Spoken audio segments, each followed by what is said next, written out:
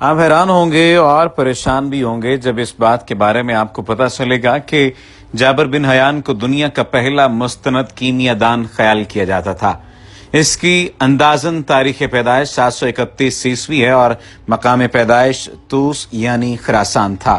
دوا سازی اور دوا فروشی اس کا ذریعہ روزگار تھا اور حکومت سے بغاوت کی پاداش میں اسے قید اور پھر قتل کر دیا گیا۔ شیرخواری میں ہی باپ کا سایہ سر سے اٹھ گیا تو ماں نے اپنے معصوم بچے کی پرورش اور تعلیم و تربیت کی فکر کی۔ جابر بن حیان نے کچھ سوچ سنبھالی تو ماں نے اسے کوفہ کے مضافات میں بدوؤں کے ساتھ پرورش پانے کے لیے بھیج دیا، لہٰذا اعلیٰ تعلیم حاصل کرنے کا کوئی سوال ہی پیدا نہیں ہوتا تھا۔ جوان ہونے کے بعد وہ کوفے میں اقامت پذیر رہا۔ اس زمانے میں کوفہ میں علم و تدریس کا بڑا چرچا تھا۔ جابر نے باقاعدہ پڑھنا شروع کیا۔ اس وقت کی مروج یونانی تعلیمات نے اس پر گہرے اثرات مرتب کیے۔ علم حاصل کرنے کے بعد اس نے اپنے ارد گرد کے لوگوں کو سونا بنانے کے جنون میں مبتلا دیکھا تو خود بھی یہی روش اپنا لی۔ کافی تجربات کے بعد بھی وہ سونا تیار کرنے میں کامیاب نہ ہو سکا، لیکن کیمیا میں حقیقی دلچسپی کی وجہ سے اس نے تجربات کا سلسلہ ختم نہ کیا۔ آج کی اس ویڈیو میں عظیم الشان مسلمانوں کو خراج تحسین پیش کرتے ہوئے جابر بن حیان کی زندگی کے بارے میں آپ کو بتایا جائے گا، لیکن اگر آپ نے ابھی تک ہمارے چینل کو سبسکرائب نہیں کیا تو سبسکرپشن کا بٹن دبا کر سبسکرائب کر لیجئے۔ جابر بن حیان کے دینی خیالات کے متعلق مختلف آراء ملتی ہیں۔ کچھ مورخین کے مطابق وہ معتزلہ، کرامتہ، فاطمی، اسماعیلی، فرقہ نصیریہ اور صابیوں کے عقائد سے بہت زیادہ متاثر تھا۔ اس کی زندگی، نظریات، تصانیف، عقائد، نام، استاد کے بارے میں کوئی حتمی بات بھی موجود نہیں ہے۔ کچھ محققین کے خیال میں ایک یونانی شخص گیبر ہی جابر تھا، لیکن دونوں کی تصانیف ان کی علیحدہ علیحدہ شخصیت کی آئینہ دار ہیں۔ جابر کی تصانیف کی تعداد کم از کم 22 اور زیادہ سے زیادہ 27 بتائی جاتی ہے۔ اس کے بیشتر مجموعوں کے عنوانات کسی عدد پر مبنی ہیں، جیسے کتب الخمس مائتہ 500، المائتہ والعشر 112 وغیرہ، اور 28 کو خصوصی اہمیت حاصل ہے۔ حرف تہجی اور چاند کی منازل دونوں کی تعداد 28 ہے۔ یہ دو دیگر اعداد 4 اور 7 کا حاصل ضرب ہے۔ علمی ریاضی کے سلسلہ اعداد 28، 21، 15، 10، 6، 3، 1 کا 7واں عدد ہونے کے علاوہ یہ اپنے اجزاء ضربی 14، 7، 4، 2، 1 کا حاصل جمع ہے، اسی لیے اسے کامل عدد خیال کیا جاتا ہے۔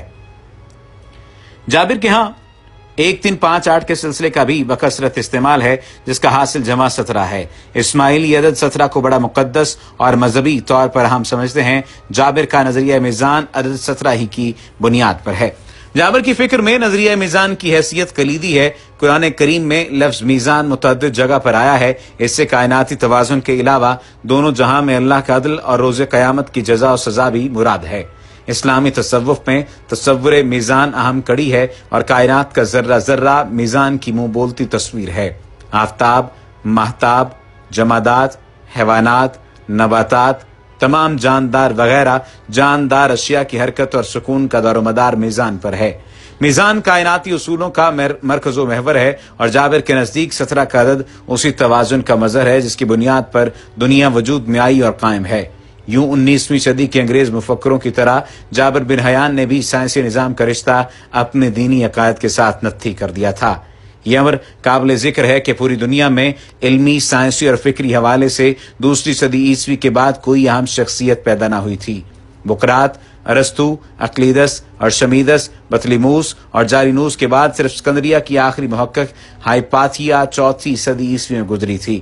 لہٰذا علمی میدان میں چھائی ہوئی تاریکی میں روشن ہونے والی پہلی شمع جابر بن حیان تھا۔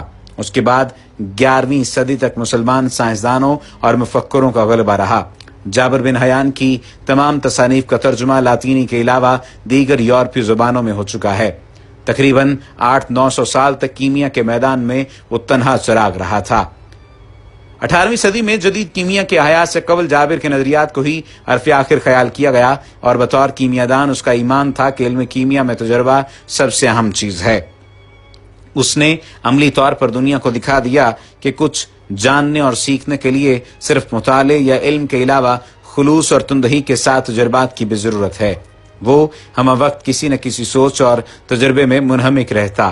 گھر نے ہی تجربہ گاہ کی صورت اختیار کر لی۔ سونا بنانے کی لگن میں اس نے بے شمار حقائق دریافت کیے اور متعدد ایجادات کی، حتیٰ کہ عباسیوں کے پایہ تخت بغداد میں بھی اس کا چرچا ہونے لگا، جو اس وقت علم کا بہت بڑا مرکز بن چکا تھا۔ وہ زمانہ خلیفہ ہارون الرشید کی خلافت کا تھا۔ ان کا وزیر جعفر بن وکی علم کا دلدادہ تھا۔ اسی نے جابر کو دعوت دی کہ بغداد آئے، جہاں اس کی بہت عزت افزائی ہوئی اور انعامات بھی ملے۔ جابر نے اپنے علم کیمیا کی بنیاد اسی نظریے پر رکھی کہ تمام دھاتوں کے اجزائے ترکیبی گندھک اور پارا ہیں۔ مختلف حالتوں میں اور مختلف تناسب میں ان دھاتوں کے اجزائے ترکیبی ملنے سے دیگر دھاتیں بنی۔ اس کے خیال میں دھاتوں میں فرق کی بنیاد اجزائے ترکیبی نہیں بلکہ ان کی حالت اور تناسب تھا، لہذا معمولی اور سستی دھاتوں کو سونے میں تبدیل کرنا ممکن تھا۔ جابر نے کئی مرتبہ گندھک اور پارے کو ملایا، لیکن ہمیشہ شنگرف ہی بنتا تھا، جسے سنبار کہا جاتا ہے۔ چنانچہ اس نے نتیجہ اخذ کیا کہ سونا عام گندھک نہیں بلکہ سرخ رنگ کی خصوصی گندھک گوگرو سرخ سے بنتا ہے۔ بعد کی 8 صدیوں میں لوگوں نے اس خصوصی گندھک کی تلاش میں بہت سر مارا، لیکن ناکام رہے۔ اس میں مشاہدہ، ذہانت، لگن اور ان تک محنت کرنے کی صلاحیتیں بدرجہ اتم موجود تھیں۔ دوسرا، وہ یہ سمجھتا تھا کہ منزل مقصود کبھی نہیں آتی، جسے پا لیا وہ منزل نہیں۔ اس شعور نے اسے کائنات کی تحقیق میں آگے ہی آگے بڑھتے جانے کی دھن اور حوصلہ دیا۔ جابر قرآن دامبیک نامی ایک آلے کا معجد بھی تھا، جس کے 2 حصے تھے۔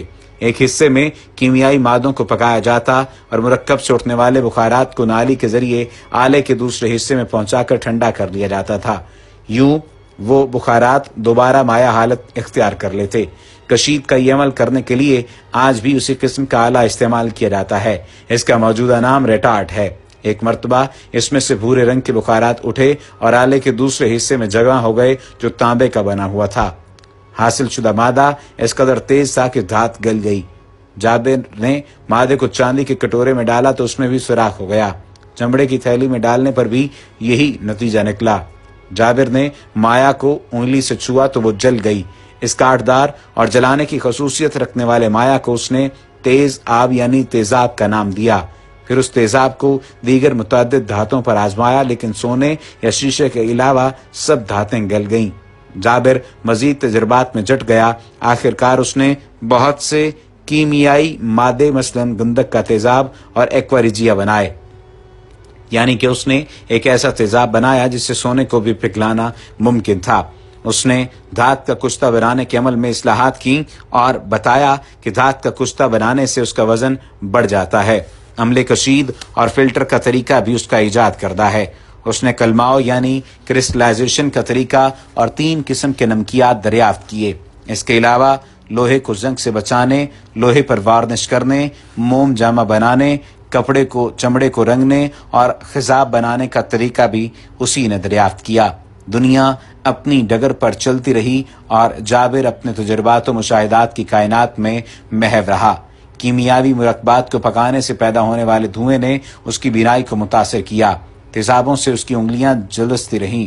کہا جاتا ہے کہ 815 میں وہ تو اس کے مقام پر اس دنیا سے چلا گیا، لیکن کیمیا کے میدان میں نوع انسانی کو ایک ایسا ابدی جذبہ اور لگن عطا کر گیا جو آج مریخ اور چاند پر زندگی کے آثار دریافت کرنے والے محققین بھی موزن ہیں۔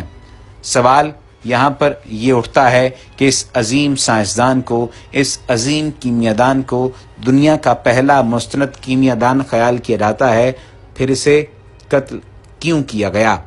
حکومت سے بغاوت کی پاداش میں اسے قید کیا گیا تو کیا واقعتاً وہ حکومت سے بغاوت کر رہا تھا یا صرف اور صرف وہ اپنے علم کے ذریعے سے دوسروں کے اس علم کو چیلنج کر رہا تھا جو جہالت پر مبنی تھا؟